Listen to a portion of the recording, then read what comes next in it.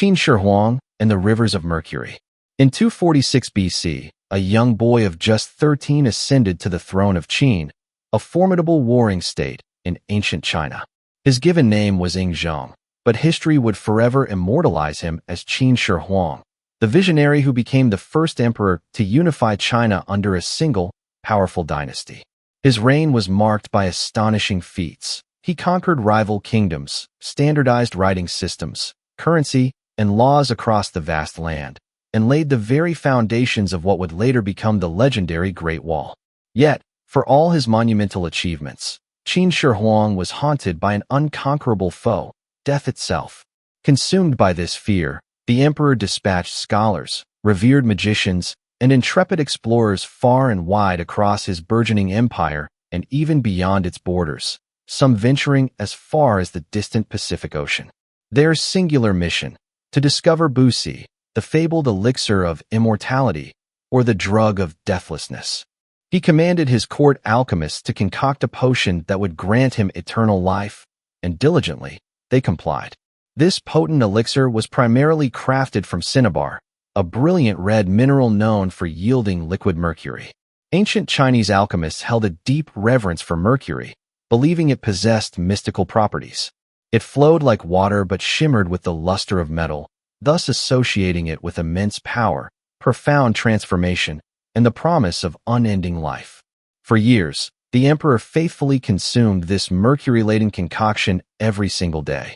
Meanwhile, Qin Shi Huang concurrently prepared for his eternal journey in another, equally ambitious manner. He commissioned the construction of an unparalleled tomb, an immense subterranean palace so grand it would require 39 years to complete and the tireless labor of 700,000 workers. Within this colossal sepulchre lay a meticulously recreated map of his empire, complete with miniature rivers and seas, all filled with shimmering liquid mercury. Above, the ceiling was adorned with countless pearls, meticulously arranged to mirror the constellations of the night sky. And surrounding it all, an awe-inspiring army of 8,000 life-size terracotta soldiers stood vigilant, poised to guard him through the afterlife. The tomb was even equipped with deadly traps, mechanically triggered crossbows designed to instantly dispatch any intruder who dared to desecrate his resting place. Yet, fate, with a cruel twist of irony, ensured the emperor never reached his magnificent subterranean palace. In 210 BC, at the relatively young age of 49, Qin Shi Huang met his end, not from battle wounds, nor from the natural decay of old age. He died from chronic mercury poisoning. The very substance he had so fervently believed would bestow immortality had instead slowly and mercilessly destroyed him from within. Chronic mercury poisoning manifests with horrifying symptoms: profound confusion, fits of violent irritability, a complete loss of bodily control, and ultimately, death. He had constructed grand rivers of mercury within his tomb to safeguard him in the afterlife, but it was the mercury in his elixir that ultimately propelled him there. Even today, modern scientific tests of the soil surrounding his tomb reveal mercury levels so alarmingly high that they still exceed safe limits. The poison he consumed endures, paradoxically preserving his tomb, much as he mistakenly believed it would preserve his life. Alchemists and the Philosopher's Stone. Qin Shi Huang had yearned to rule forever, but instead, he became merely the first in a long lineage of individuals to perish while chasing the elusive dream of immortality. His story finds an echo centuries later in medieval Europe, where for over 400 years, men dedicated their entire lives to a singular, all-consuming obsession: the Philosopher's Stone. This mythical substance was believed to possess two extraordinary powers: the ability to transmute base metals like lead into gleaming gold, and the power to grant eternal life. Working in clandestine laboratories, alchemists meticulously mixed mercury and arsenic, convinced that the transformative process unfolded in distinct stages, each marked by a specific color: black, then white, followed by yellow, and finally, the ultimate goal, red. The fabled red stone represented the pinnacle of their art, capable of turning any metal into gold and, most importantly, producing the coveted elixir of life. One of the most enduring names associated with this pursuit is Nicholas Flamel. In 14th century Paris, Flamel was a successful manuscript seller who amassed considerable wealth through his astute business acumen. When he passed away in 1418, at around 80 years old, he was interred in a Parisian church. However, 2 centuries after his death, a mysterious book surfaced purporting that Flamel had, in fact, discovered the secret of the Philosopher's Stone. The legend claimed he had stumbled upon an arcane manuscript, which he and his wife, Perronel, painstakingly deciphered, ultimately succeeding in creating the mythical stone. Alas, none of it was true. There is no credible historical evidence that the real Nicholas Flamel ever practiced alchemy. Yet, other alchemists were not so fortunate in their detachment from the dangerous pursuit. Paracelsus, a brilliant Swiss physician born in 1493, didn't merely theorize. He fearlessly experimented on himself. He was a pioneer in chemical medicine, often hailed today as the father of toxicology, and believed that mercury, sulfur, and salt formed the fundamental building blocks of all matter. But Paracelsus, too, drank his own elixirs and worked with mercury constantly. In 1541, at the age of 48, Paracelsus died suddenly. While the official cause of death was never formally recorded, the telltale symptoms of mercury poisoning, tremors, profound memory loss, blindness, and kidney failure, were unmistakably present. The alchemists, by and large, were acutely aware of the perilous risks involved. They knew that mercury exposure could lead to madness, debilitating paralysis, and an agonizing death. And yet, driven by their relentless quest, they persisted. They heated cinnabar to extract liquid mercury, painstakingly mixed arsenic into their precious elixirs, and inhaled toxic fumes emanating from their volatile concoctions. Some developed tremors so severe they could no longer steadily hold their delicate tools. Many died alone in their secluded laboratories, poisoned by the very substances they had convinced themselves would grant them salvation. The familiar phrase, mad as a hatter, originates from this very era, as hat makers, who used mercury in their craft, gradually succumbed to insanity. The alchemists, in their fervent pursuit, were no different. Today, Nicholas Flamel's actual house still stands in Paris, proudly recognized as the city's oldest stone residence, now serving as a restaurant. But the Philosopher's Stone itself was never truly found. Parabiosis, young blood transfusions. The quest for eternal youth took a more scientific, albeit still controversial, turn with the concept of parabiosis. In 1864, French scientist Paul Bert surgically joined 2 rats, meticulously connecting their bloodstreams. This pioneering technique remained largely obscure until the 1950s, when Clive Mackay, a gerontologist at Cornell, re-examined the method.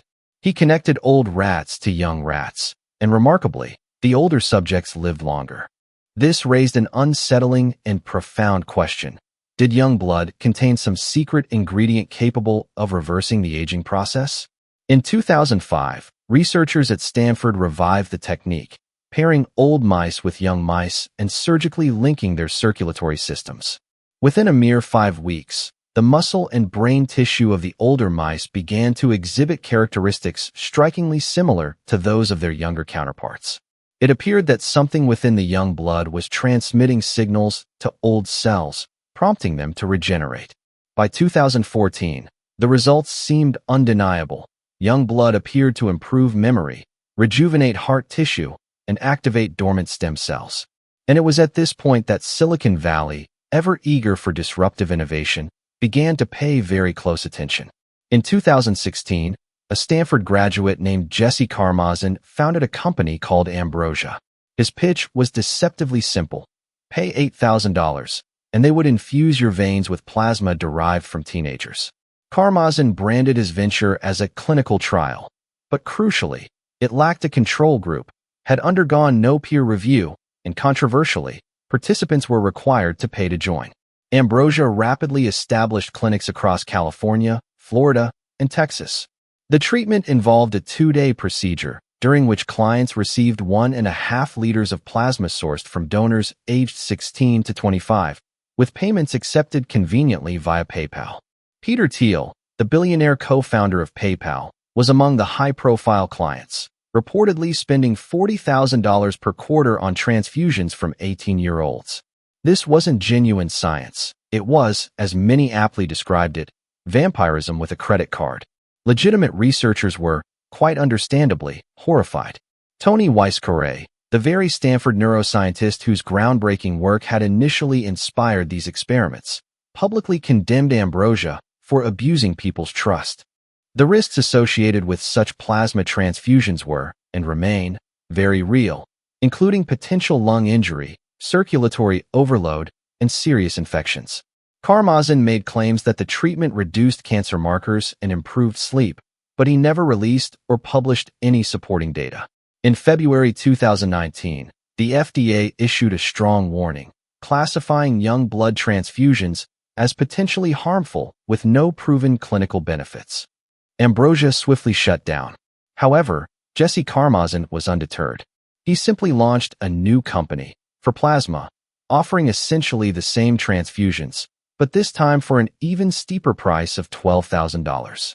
Today, ethical and legitimate researchers continue their work, conducting rigorous clinical trials with actual Alzheimer's patients.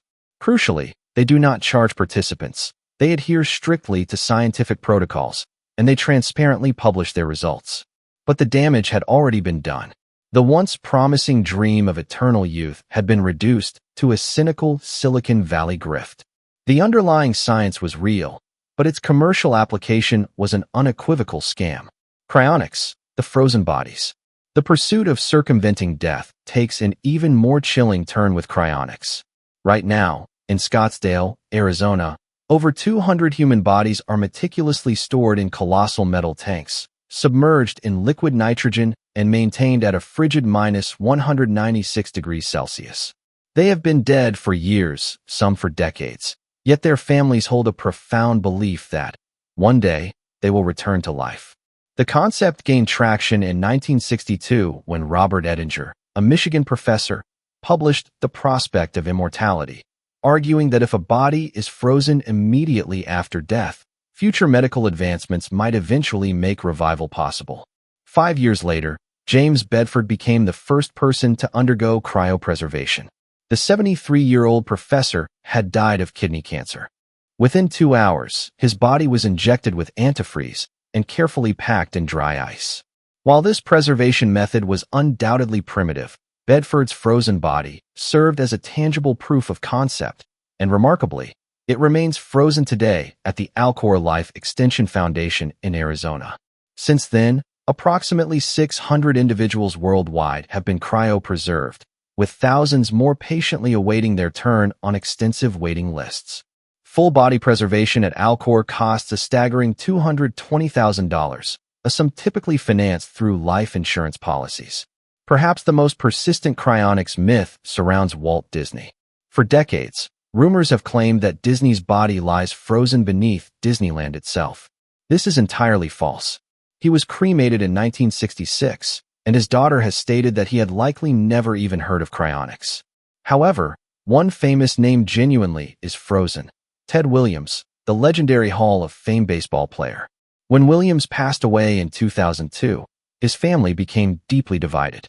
His daughter wished for him to be cremated, but his son presented a handwritten note, purportedly an agreement between them to be preserved at Alcor so they could be reunited in the future. Williams' body was subsequently transported to Arizona.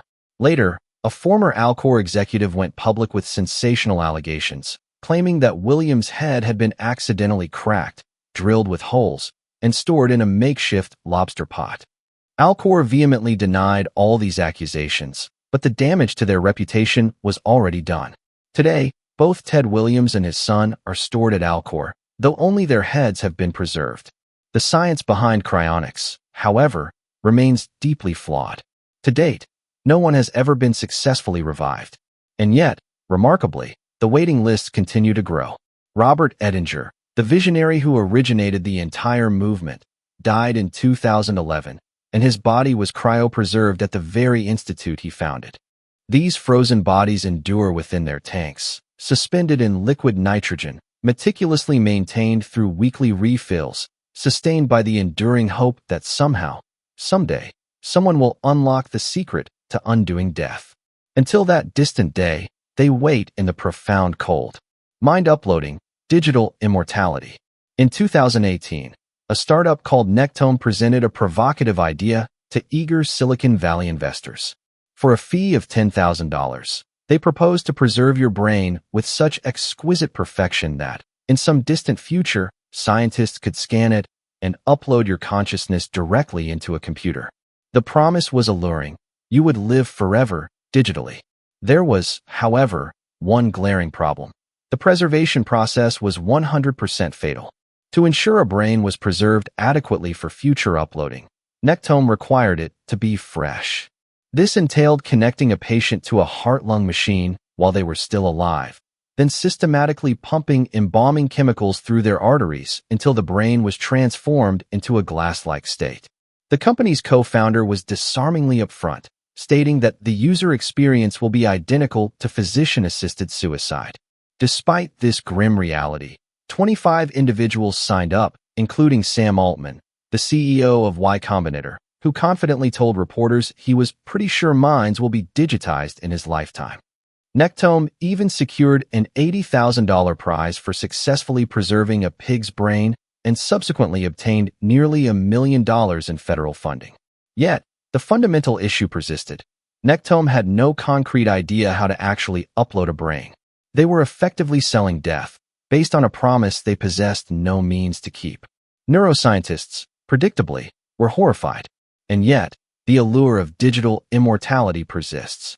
Elon Musk's company, Neuralink, is actively developing brain-computer interfaces with the ambitious long-term objective of creating a backup of human consciousness.